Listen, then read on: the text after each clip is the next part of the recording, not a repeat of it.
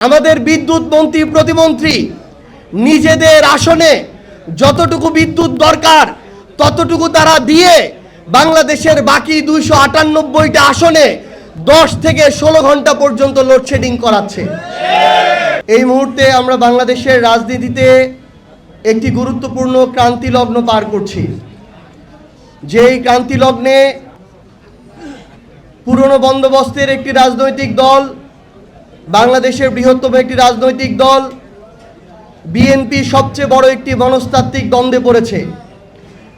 BNP এবং তাদের অঙ্গ সংগঠন যারা আজকে থেকে 20 বছর আগে পুরনো ধারায় রাজনীতি করে অভ্যস্ত, আবার তাদের মধ্যেই একটা অংশ যারা বিগত 16-17 বছরে দুঃশাসনের মধ্য দিয়ে গিয়েছে, নিপীড়নের মধ্যে গিয়েছে এবং যারা চায় এই দেশটার পরিবর্তন হোক, তাদের মধ্যে একটি প্রবল মনস্তাত্ত্বিক দ্বন্দ্ব চলছে। যেই দ্বন্দ্বের জের ধরে তাদেরই একটি অংশ এখন আবার বিশ্ববিদ্যালয়গুলোতে গণরুম, গেস্টরুম চালু করতে চায়। শিক্ষার্থীদেরকে জিম্মি করে তাদেরকে তাদের রাজনৈতিক নেতাদের দাস বানাতে চায়। আবার আরেকটি অংশ সংসদে দাঁড়িয়ে অ্যানি ভাইয়ের মতো নেতারা বলে যে বর্তমানে ক্যাম্পাসে যে অস্ত্রের ঝনঝনানি দেখা যাচ্ছে, এই রাজনীতি এই তরুণ প্রজন্ম আর গ্রহণ করবে না। আমরা তাদের মধ্যে দেখতে পাচ্ছি একটা বিশাল মনস্তাত্ত্বিক দ্বন্দ্ব। তারা তাদের জায়গা থেকে আমাদের বিদ্যুৎ মন্ত্রী প্রতিমন্ত্রী নিজেদের আসনে যতটুকু বিদ্যুৎ দরকার ততটুকু তারা দিয়ে বাংলাদেশের বাকি 298টা আসনে 10 থেকে 16 ঘন্টা পর্যন্ত লোডশেডিং করাচ্ছে। আমরা তাদের মধ্যে এক মনস্তাত্ত্বিক দ্বন্দ্ব দেখছি।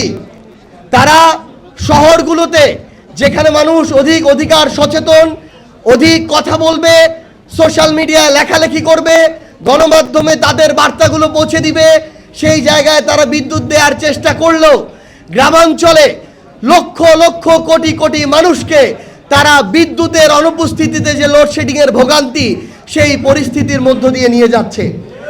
গতকালকে সংসদে দাঁড়িয়ে আমরা দেখি বিএনপির এমপিরা দুর্ভাগ্যজনকভাবে এমন কথা বলে যে এতদিন শুধু গ্রামে লোডশেডিং হয়েছে, শহরে হয় নাই, এবার শহরেও লোডশেডিং হইতে হবে। এর মধ্য দিয়ে তারা বৈষম্য দূর করতে চায়। কিন্তু আমাদের দুঃখ হয়, আমাদের লজ্জা হয়, বিএনপি কেন শুধু লোডশেডিং এর কথা বলে, কেন লোডশেডিং বন্ধ করে বিদ্যুৎ নিশ্চিতের কথা তারা বলতে পারে না। আমরা আমাদের জায়গা দেখি, তারা বাংলাদেশের যারা ব্যবসায়ী রয়েছে তাদেরকে বলে সন্ধ্যা 6টা-7টার মধ্যে দোকান বন্ধ করতে হবে। আরে ভাই, আপনারা কিংবা আপনাদের পরিবারের মানুষেরা, আপনার সংশ্লিষ্ট অনেক মানুষ তো ব্যবসা করে, আপনি জিজ্ঞাসা করেন তাদের ব্যবসাটা তো শুরুই হয় বিকাল 5টার পর থেকে। তাহলে আপনি কোথায় মনোযোগ দিবেন যে কিভাবে বিদ্যুৎ উৎপাদন হবে, কিভাবে বাংলাদেশে বিভিন্ন ধরনের জ্বালানি থেকে শুরু করে কয়লা এগুলোর মজুদ বাড়বে, আপনার পররাষ্ট্রনীতি সফল হবে, সেটা না করে আপনি দোকান বন্ধের ব্যবস্থা করছেন। এই রাজনীতি বাংলাদেশে বেশি দিন টিকসই হবে না। তারা তাদের জায়গা থেকে নতজানু পররাষ্ট্রনীতি ধারণ করেছে। আমরা দেখলাম ইরানের মতো বন্ধু প্রতিম একটা দেশ হরমুজ প্রণালীতে বাংলাদেশের জাহাজ আটকে দিচ্ছে। এর চেয়ে লজ্জার আর কিছু হতে পারে না। সেই দেশের সর্বোচ্চ নেতাকে যারা খুন করলো, সেই দেশের সর্বোচ্চ নেতার পাশাপাশি আরো গুরুত্বপূর্ণ নেতৃবৃন্দকে যারা খুন করলো, যারা দিনে দুপুরে একটা সভ্যতাকে মিশিয়ে দিতে চাইলো, তাদের পক্ষে স্টেটমেন্ট দেওয়ার মতো নতজানু পররাষ্ট্রনীতি বাংলাদেশের জনগণ কোনোদিন প্রত্যাশা করে না। আমরা আহ্বান জানাবো আমার এই বিএনপি সরকারকে আমরা আহ্বান জানাই, দয়া করে আপনারা পুরনো পথ থেকে বের হয়ে আসেন, এই মনস্তাত্ত্বিক দ্বন্দ্ব থেকে বের হয়ে আসেন। মনে রাখবেন, মাঠ পর্যায়ে আপনাদের যে অবস্থা আমরা এটা দেখতে পাচ্ছি যে চাঁদাবাজিকে কন্টিনিউ না করে মাঠ পর্যায়ে আপনারা আপনাদের রাজনীতিকে ধরে রাখতে পারবেন না। কিন্তু এটাও মনে রাখবেন, চাঁদাবাজিকে ধারণ করে আগামীর বাংলাদেশে আপনাদের রাজনীতির কোনো অস্তিত্বই থাকবে না। এই জন্য আপনাদেরকে এমন একটা পথ বেছে নিতে হবে যেই পথ জনগণের আকাঙ্ক্ষার পথ।